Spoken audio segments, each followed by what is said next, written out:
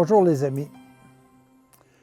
L'abbé Laurent Gagnon, dans l'Évangile de l'an 2000, consacre une partie de son enseignement aux gouvernants, au rôle que chacun de ces gouvernants-là sont appelés à faire.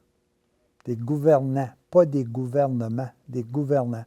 Parce que nous retrouvons des gouvernants dans tous les milieux, que ce soit au niveau de notre famille, au niveau de notre travail, au niveau de nos gouvernements, au niveau de la société. Alors, je vous lis un petit texte par la suite, on va revenir sur certains éléments.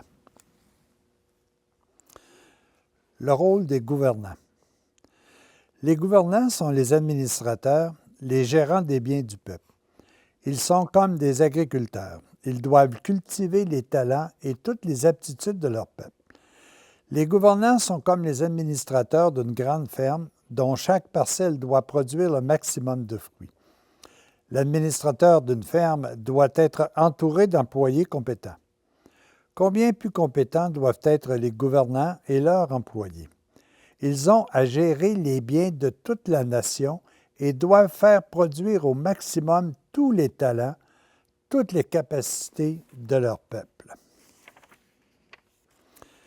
Les gouvernants doivent être comme de bons parents qui ont à cœur de développer toutes les aptitudes de leur enfant afin qu'ils puissent vivre décemment par le travail de leurs mains et être un apport précieux pour toute la société.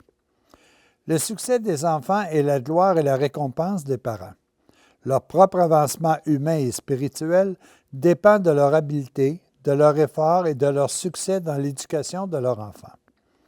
Les parents qui sont de vrais parents ne laissent pas croître leurs enfants comme des plantes dans la brousse. Ils ne les laissent pas aller comme un vaisseau à la dérive sur les flots soulevés par la tempête. Les vrais parents donnent la vie physique, l'éducation de la sagesse, si nécessaire à une vie productive et l'éducation spirituelle qui éclaire tous les domaines de la vie. Les vrais parents ne favorisent pas un enfant au détriment d'un autre avec des faveurs imméritées. Ce serait injuste. Les parents ont à donner l'exemple de la justice avant de l'enseigner à leurs enfants. Les gouvernants de toutes sortes doivent être pour leur peuple des éducateurs sages, des administrateurs incorruptibles, qui enseignent la justice et qui administrent tous les talents dont ils disposent de manière à les faire fructifier au maximum pour le bien de toute la nation. Les gouvernants, comme de bons parents qui pensent à l'avenir de leur enfant, doivent prévoir les étapes de la croissance de leur peuple. Ils doivent être comme des agriculteurs compétents qui prévoient toutes les phases de la culture des plantes et qui orientent tous leurs efforts vers le but, une moisson riche et abondante. Le rôle des gouvernants, il est grand, noble, sublime. C'est tout le développement et l'évolution de leur peuple qui est entre leurs mains. C'est aussi une très grave responsabilité que d'avoir à gérer les biens et les talents de tout un peuple. La corruption de celui qui est à un poste plus élevé et dont les responsabilités sont plus grandes est beaucoup plus grave. Elle entraîne des conséquences funestes pour tout le peuple. David commit un péché très grave quand il fit tuer Uri, l'époux de la belle Bersabée, qu'il convoitait pour épouse. Le prophète Nathan le lui reprocha sévèrement. Tout le peuple en subit les conséquences parce que David était le roi. Quand la tête est gravement malade dans un corps, les effets sont beaucoup plus graves pour le corps entier que si c'était le petit doigt de la main qui sent quelque douleur. Ouvrez l'Écriture et comprenez la responsabilité des gouvernants et le jugement qui les attend. Au livre de la sagesse, vous lisez. Écoutez donc au roi et comprenez.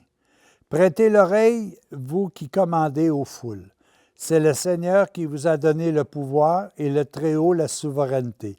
C'est lui qui examinera votre conduite et scrutera vos desseins. Si donc, intendant de son royaume, vous n'avez ni gouverné selon la droiture, ni observé la loi, ni servi le dessein de Dieu, il fondra sur vous d'une manière terrible et rapide.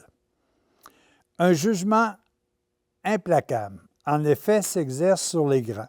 Aux petits, par pitié, l'on peut pardonner, mais les puissants seront châtiés puissamment.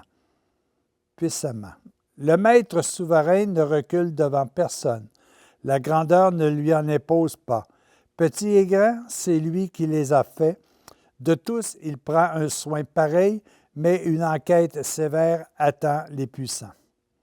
C'est donc à vous, souverains, que je m'adresse, pour vous apprendre la sagesse et vous empêcher de tomber. Le gérant qui manque à son devoir est traité plus sévèrement que le simple manœuvre.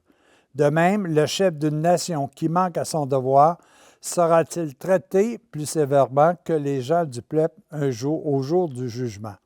Car à celui à qui on donnera beaucoup, on réclamera davantage.